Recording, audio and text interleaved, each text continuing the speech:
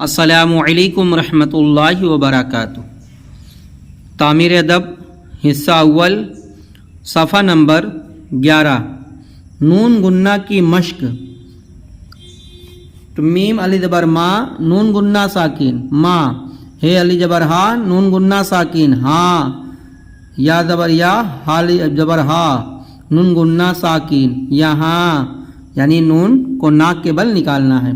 काफ जबर का, हाली जबर हा, कहा, नून गुन्ना साकिन कहाँ, है वापेश हो, नून गुन्ना साकिन हूँ, मीम ये ज़बर मैं, नून गुन्ना साकिन मैं, है ये ज़बर है, नून गुन्ना साकिन हैं, मीम ये ज़बर मैं, नून गुन्ना साकिन में, मीम या ज़ेर में, नून गुन्ना साकिन में, नून ज़बर ना, हा या ज़ेर ही, नून गुन्ना साकिन नहीं, काब ज़ेर की, याली ज़बर या क्या, काब ज़ेर के, याली ज़बर या क्या।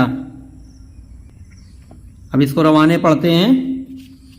माँ से पूछ क्या वो आया, जी हाँ आया, तू कहाँ गया था, यहाँ कौन है, कोई नहीं है, मैं जहाँ जाता हूँ तू भी वहाँ जा, हम घी खाते हैं, लाठी ले जा, 8 का आधा 4 है, भाई से कहो खेत में पानी है, नाच ना देख वहाँ धूप है, यहाँ बैठ।